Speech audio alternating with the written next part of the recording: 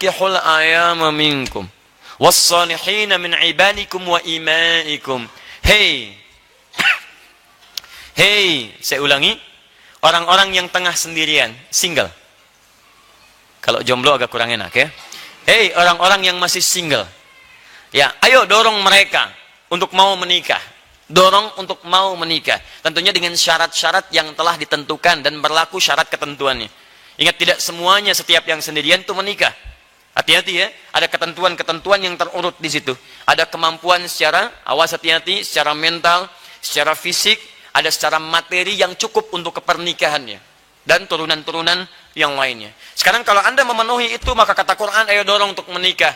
Daripada nanti, maaf ya, keadaan Anda tumbuh berkembang, fisik Anda berkembang, emosi berkembang, ada kontrol yang tidak mulia di dalamnya, maka terjebak dalam perbuatan maksiat di situ. Maka dorong untuk menikah. Bahkan status tidak menghentikan sunnah pernikahan terjadi. Mau Anda merasa orang bebas ataupun maaf dalam perawatan orang lain. Ya, maka dulu ada kondisi perbudakan. Datang Islam dihapuskan perbudakan. Cara menghapuskannya ada dengan pernikahan, ada dengan pemberian, ada dengan kemudian pembebasan, diberikan infak, sedekah atau pembebasan tertentu. Maka Islam datang menghentikan perbudakan.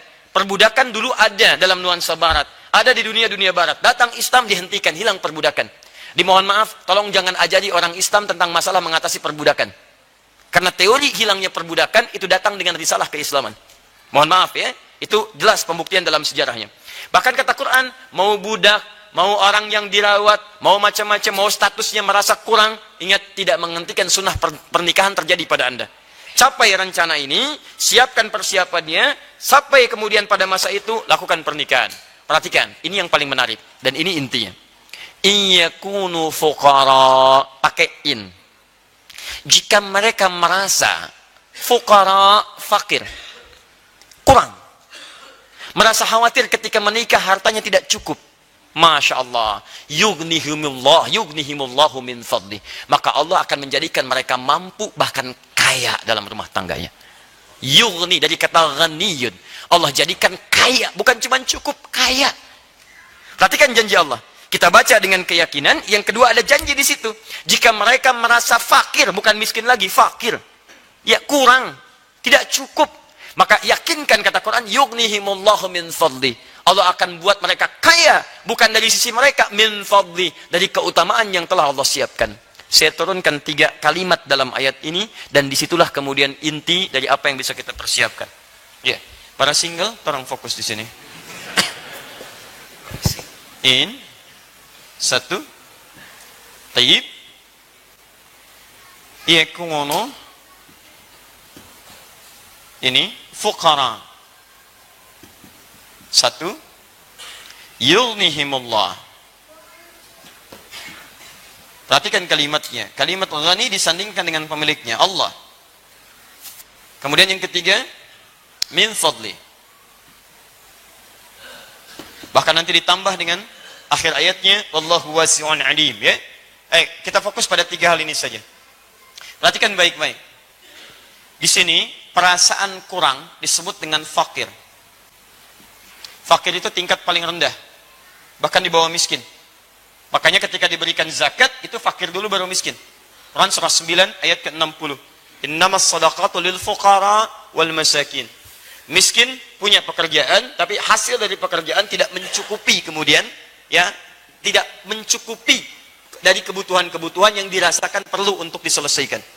Fakir, pekerjaan nggak ada, nggak jelas, dan tidak ada pendapatan yang jelas untuk memberikan penghasilan untuk membantu pada kebutuhan-kebutuhan. Di fakir.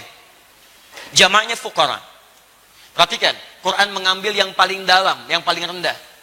Bahkan jika kalian pun merasa fakir, bukan miskin, fakir. Jadi berada dalam tingkat yang sulit, kayaknya nggak bisa saya nih. Sulit, bagaimana caranya? Tapi menariknya, kalimat itu diungkapkan menggunakan in. Nih, ini yang paling menarik. Awas, lihat baik-baik ya. Ini ada inna, ada anna, ada in. Dijadikan takhfif. Jika in bersanding dengan kana dan terusannya, in bersanding dengan kana, yakunu, dan seterusnya. Maka Anda mesti perhatikan. Lihat baik-baik. Kalau setelah kana, yakunu ini kata kerja, verb, Maka fungsi in di sini untuk memberikan taukid, penguat hukum. Contoh, Quran surah 3 ayat 31, paling kiri sebelah atas. Qul in kuntum tuhibbunallah. Tuhibbun itu kata kerja, fi'il mudhari. Kata kerja, verb. Kemudian kuntum itu turunan daripada yakunu. Kana yakunu, kana kuntum. Turunannya yakunu. Hampir sama dengan ini.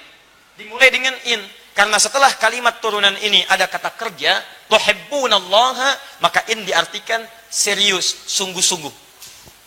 Penguat.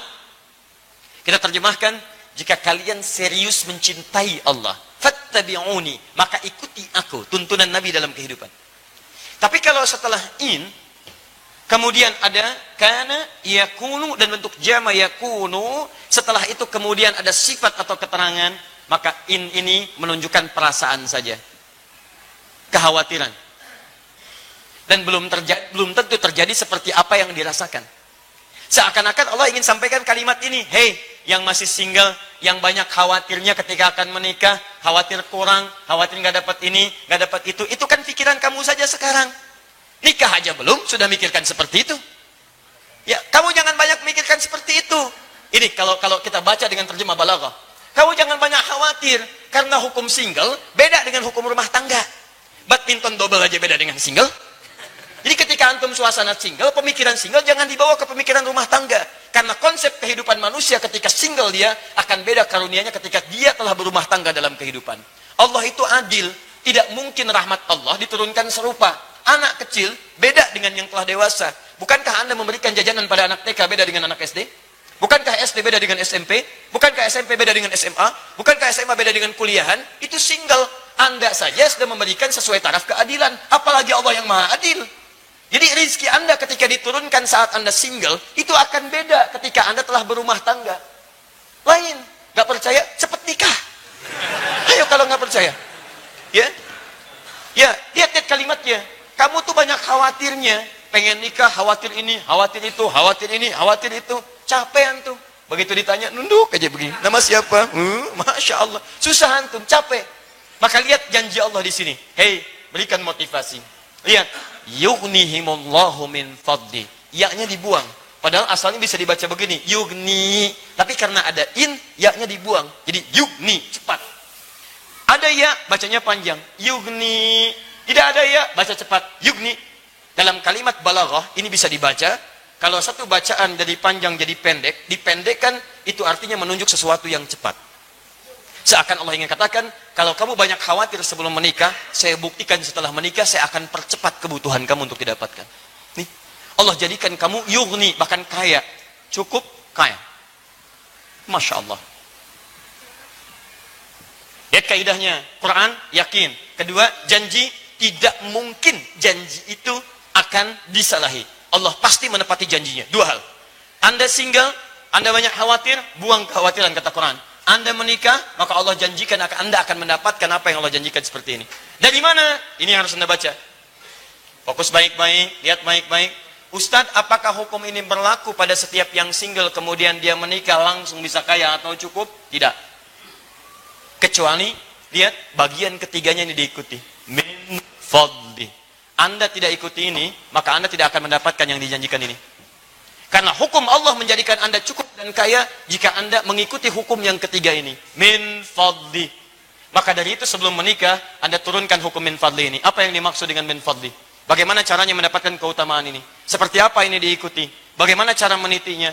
Demi Allah saya katakan, saya sudah mencoba untuk mengamalkan apa yang disampaikan Quran ini. Dan hasilnya tidak akan pernah ada janji Allah yang disalahi. Semua terjadi teman-teman sekalian.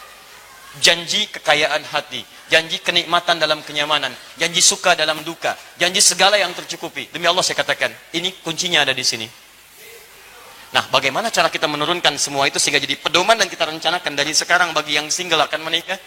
Ada uraian dalam Al-Quran memberikan isyarat yang sangat tajam, khususnya pada pria-pria yang single, yang sekiranya sudah punya kemampuan sesuai dengan ukuran-ukuran Al-Quran dan Sunnah untuk mengantarkan ke gerbang pintu pernikahan.